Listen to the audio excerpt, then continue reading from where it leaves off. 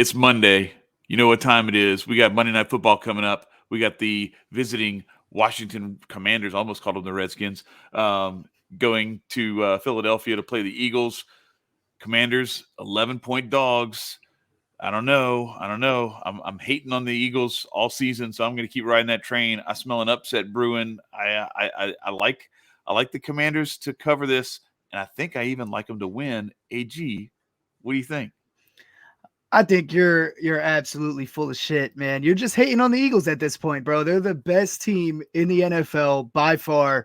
It's clear and obvious. I mean, come on, they're undefeated, haven't lost yet. I know that the Commanders look a little bit better lately with Taylor Heineke, but I mean, they just lost 24-8 against this team.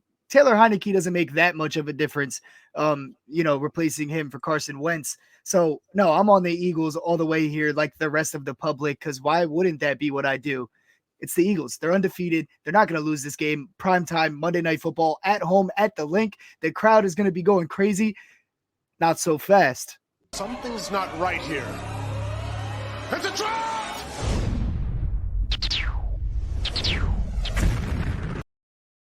All right, so listen. I'm on Washington tonight, baby. AG was pulling y'all's leg a little bit there, but he was not pulling your leg yesterday. He killed it on two big time touchdown parlays. We got another nice little parlay cooked up for you, but first, let's get into this. Is it a trap? Do we smell an upset cooking? Are the Eagles finally going to have a little bit of that shine taken off of their epic season so far? I don't know. I've been calling for it for like 3 or 4 weeks now. So I figure I got to be right at some point, right? Unless they're just going to go undefeated. I don't see that happening. But could it be tonight? I kind of like, and plus this money line's at 410, plus 410. People, look at this. Look at this. And don't pay any attention to the fact that I have Dallas Goedert first touchdown scored up there as one of the picks I was looking at. Just look at this right here, plus 410. What? Now, if I parlay those two together, holy cow, plus 10, 578, let's go. But AG, what do you think? What do you see about this game that makes you think it's possible that the Commanders could pull it off? Well, it's just a huge spread, man. And we saw what happened a couple weeks ago in prime time with the Eagles laying a huge number. That granted, that one was on the road and probably even against a worse team, I would say, obviously. But this game, being at home, it's going to make a difference for sure. But Washington's hot right now. They're coming in hot. The Eagles, look, they're one of the best teams in the league. But where the Washington Commanders give me hope here is that the Eagles have been dominating because they're really good in the red zone and they're really good on third down.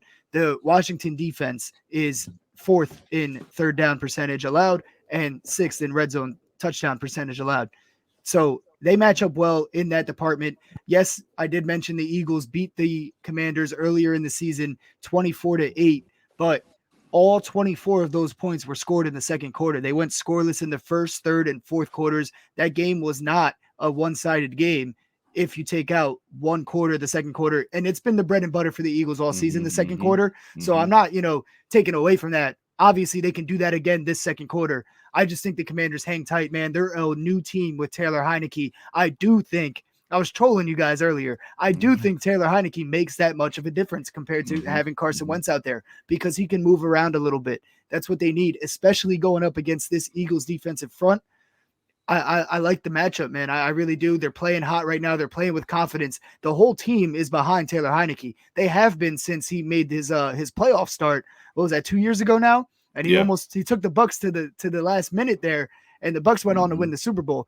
Now, is Taylor Heineke like the best quarterback that they could have asked for? No, obviously not. No.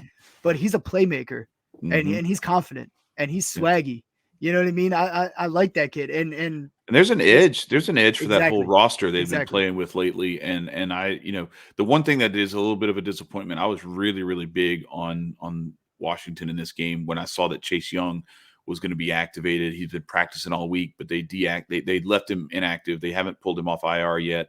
That would have been a huge addition, especially for this matchup. But they'll have to wait another week for him. But I like the numbers that you put up there with their third down percentage and with their TD percentage in the red zone as a defense, those come with no Chase Young in the lineup anyway. So this defense has been getting it done, and I'm feeling that a little bit. So let's get into some of these props, because I think that's what the people are really here for. The take on this is good, because you're getting 11 points. It's pretty easy money to you don't have to lay that much. You can put $10 and win 50 on this game. If you or win 41, you'll get back 51 on your bet if you bet the money line on this one. And that 11.5 points, it's now 11.5 on FanDuel. So you're getting that's a lot. That's a lot even for Philadelphia.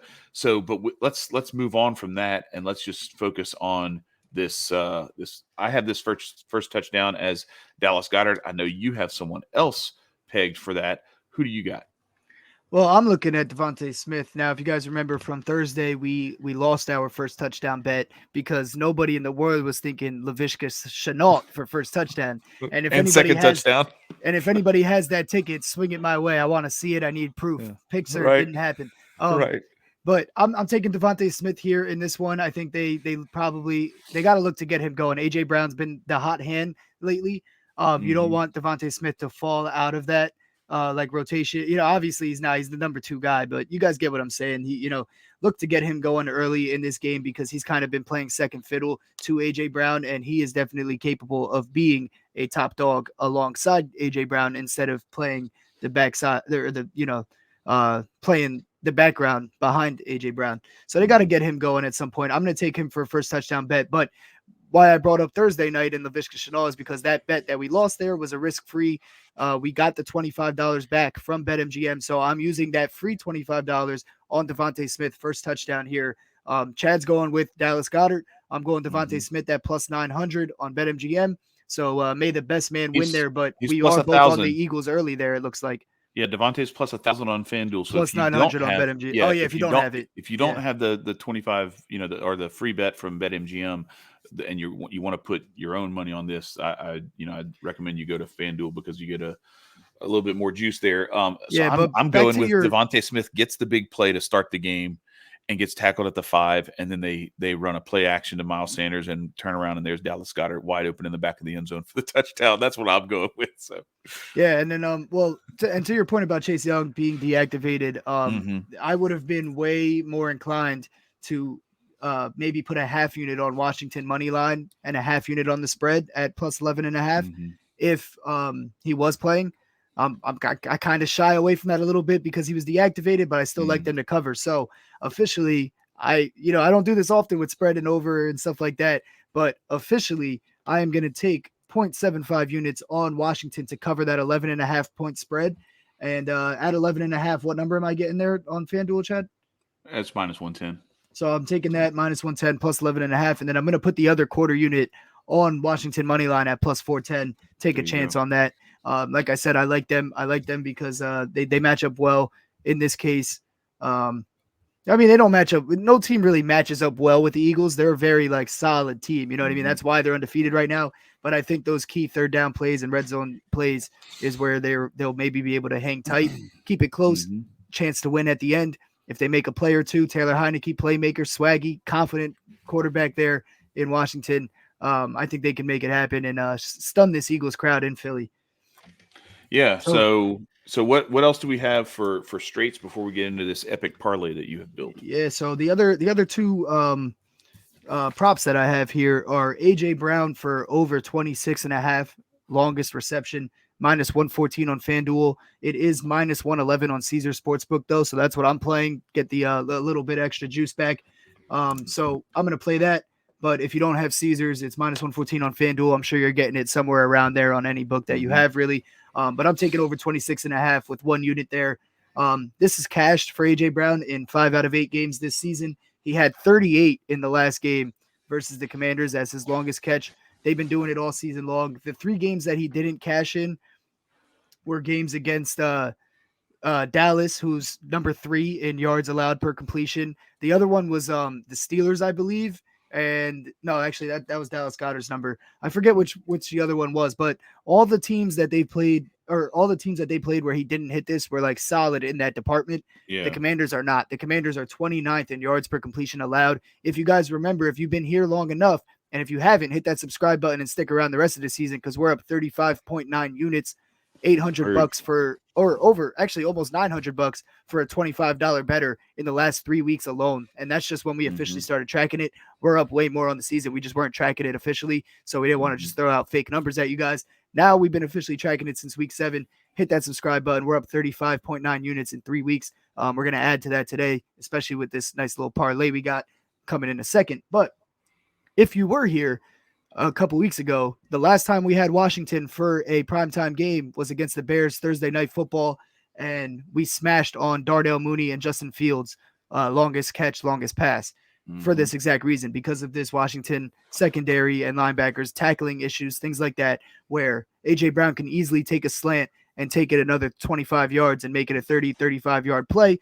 We've been seeing him do that all season long, and like I said, he is hot right now. They're going to keep targeting him. I do think they get Devontae Smith into the end zone, like purposefully, and try to do that because he only has 2 this season.